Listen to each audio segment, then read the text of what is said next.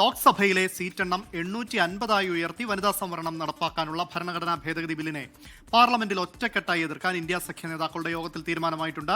പ്രത്യേക പാർലമെന്റ് സമ്മേളനത്തിൽ കൊണ്ടുവരുന്ന 3 ബില്ലുകളെയും എതിർക്കും. പുതിയ ഭേദഗതികളില്ലാതെ നിലവിലെ വനിതാ സംവരണ ബിൽ നടപ്പാക്കണമെന്ന് പ്രതിപക്ഷം ആവശ്യപ്പെടും. നാളെ തമിഴ്നാട്ടിൽ DMK കരിങ്കൊടി പ്രതിഷേധം നടത്തും. സംസ്ഥാനങ്ങളുമായി സമവായത്തിലെത്താതെ കേന്ദ്രം മുന്നോട്ടു പോകുന്നത് ആശങ്കാജനകമെന്ന് മുഖ്യമന്ത്രി പിണറായി വിജയൻ പറഞ്ഞു. വനിതാ സംവരണ ഭേദഗതി ബിൽ ചർച്ച ചെയ്യാൻ 3 ദിവസത്തെ പാർലമെന്റ് പ്രത്യേക സമ്മേളനത്തിന് നാളെ തുടക്കമാകാനിരിക്കെയാണ് ഇന്ത്യ സഖ്യ നേതാക്കൾ യോഗം ചേർന്ന് നിലപാട് തീരുമാനിച്ചത്. ലോക്സഭാ സീറ്റുകളുടെ എണ്ണം 850 വനിതാ സംവരണം നടപ്പാക്കാനാണ് ബില്ലിലെ വ്യവസ്ഥ. എന്നാൽ മണ്ഡല പുനർനിർണയം തിരക്കിട്ട് നടത്തുന്നതിനോട് യോജിപ്പില്ല എന്നാണ് പ്രതിപക്ഷത്തിന്റെ നിലപാട്. ഭേദഗതികളില്ലാതെ നിലവിലെ വനിതാ സംവരണ ബില്ല് നടപ്പാക്കണമെന്ന് പ്രതിപക്ഷം ആവശ്യപ്പെടും. സ്ത്രീ സംരക്ഷണത്തിന് എതിരല്ലെന്നും നിലവിൽ ബില്ല് കൊണ്ടുവരുന്നത് രാഷ്ട്രീയ ലക്ഷ്യം വെച്ചാണെന്നും AICC അധ്യക്ഷൻ Mallikarjun Kharge. All party we are going to take one stand.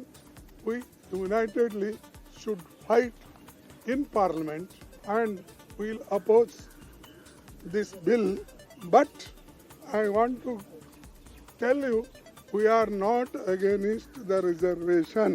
ദക്ഷിണേന്ത്യൻ സംസ്ഥാനങ്ങൾക്ക് ലോക്സഭയിൽ പ്രാതിനിധ്യം നഷ്ടമാകുമെന്നും പ്രതിപക്ഷം ചൂണ്ടിക്കാട്ടുന്നു. തമിഴ്നാട്ടിൽ മുഖ്യമന്ത്രി MK സ്റ്റാലിൻ സംസ്ഥാനത്തു നിന്നുള്ള MP-മാരുടെ യോഗം വിളിച്ചു. നാളെ DMK സംസ്ഥാന വ്യാപകമായി കരിങ്കൊടി പ്രതിഷേധം സംഘടിപ്പിക്കും. நாளைக்கு நாடாளுமன்றத்தில் அவங்க கொண்டு வர போற சட்ட திருத்தத்துக்கு எதிர்ப்பை காட்டுற மாதிரி தமிழ்நாட்டில் எல்லாரும் நம்ம வீட்டில் கருப்பு கொடியை ஏற்றுவோம். கருப்பு சட்டத்தை எதிர்த்து நம்ம எதிர்ப்பின் அடையாளமா കറുപ്പ് കൊടിയെ ഏറ്റുവോം. ദക്ഷിണേന്ത്യൻ സംസ്ഥാനങ്ങൾക്ക് തിരിച്ചടിയുണ്ടാകില്ലെന്നാണ് കേന്ദ്ര സർക്കാരിന്റെ വാദം. അതേസമയം പ്രതിപക്ഷം ഒറ്റക്കെട്ടായി എതിർത്താൽ ഭരണഘടനാ ഭേദഗതി പാസാക്കാനാവശ്യമായ 3/2 ഭൂരിപക്ഷം സർക്കാരിന് ലഭിക്കില്ല. മണ്ഡല പുനർനിർണയമില്ലാതെ വനിതാ സംവരണം നടപ്പിലാക്കാനുള്ള വ്യവസ്ഥകൾ പ്രതിപക്ഷം പാർലമെന്റിലെ ചർച്ചയിൽ അവതരിപ്പിച്ചേക്കും. ഇതിനിടെ വനിതാ സംവരണത്തെ പിന്തുണച്ച് മുൻ രാഷ്ട്രപതി പ്രതിഭ പാട്ടീൽ പ്രധാനമന്ത്രി നരേന്ദ്രമോദിക്ക് കത്തയച്ചു. 24 ഡൽഹി.